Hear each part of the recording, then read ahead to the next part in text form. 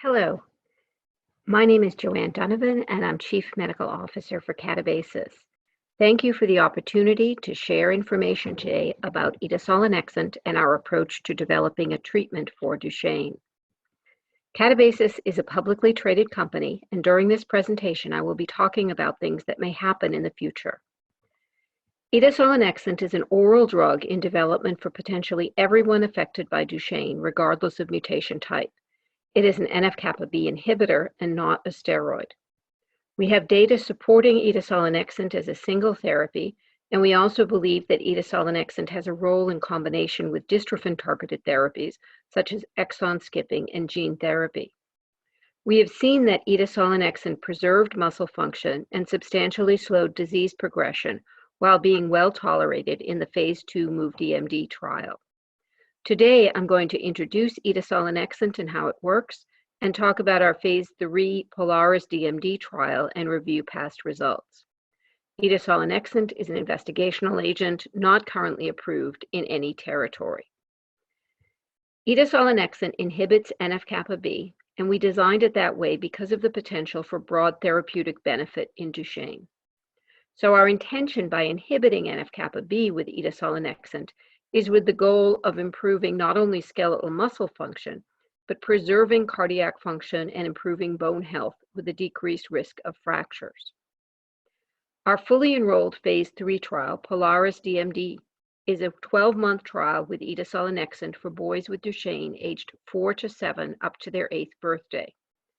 Polaris is placebo-controlled as needed for the FDA, with 2 boys receiving etasolinexant from the beginning for each boy that receives placebo. After 12 months, all boys have the option to receive etasolinexant in our open-label extension study called Galaxy DMD. We enrolled boys that have not been on steroids for at least 6 months, as there is a partial overlap in mechanism between etasolinexant and steroids. Boys enrolled in the trial were also able to be on a stable dose of EXONDYS 51. We expect to have results from this phase 3 trial in the 4th quarter of this year. In today's environment of COVID-19, our phase 3 trial is fortunately already up and running and is fully enrolled. As always, our top priority is the health and safety of the patients enrolled in the trial. Remember that visits are fairly infrequent, occurring every 3 months, and etasolinexant is an oral drug that patients are able to take at home. We continue to work closely with our clinical trial sites to continue the study by enabling the delivery of study drug to patients' homes, continued safety monitoring, and alternative ways of conducting study visits. We will continue to closely monitor the situation with COVID-19 to ensure the safety and continued conduct of the trial. In Polaris DMD, the primary endpoint is the North Star Ambulatory Assessment. You may be familiar with it from clinic visits. It includes activities like climbing up a step or rising from a chair. There are also 3 timed function tests that are age appropriate for 4 to 7-year-olds. We're also looking at growth, heart, and bone health in the Polaris DMD trial, as we believe etasolinexant has the potential to positively impact bone and heart health in Duchenne. We've seen boys continue to grow taller while taking etasolinexant, and we're monitoring the boys' growth in this trial. Here's a map of our clinical trial sites for Polaris DMD. We asked patient advocacy organizations, families, and physicians for their input in designing this trial. Site visits are every 3 months during the trial, largely due to the safety profile that we have observed so far, and our endpoints are measures that are representative of everyday life. I also want to mention Galaxy DMD, our open-label extension study, in which everyone participating in Polaris DMD receives etasolinexant. We heard from families that had sons who participated in MOVE-DMD that they have other sons affected by Duchenne and wanted them to receive etasolinexant. Therefore, we're enrolling eligible siblings into Galaxy DMD. Once boys complete Polaris DMD and continue into Galaxy DMD, their eligible siblings will also have the opportunity to receive etasolinexant in that trial.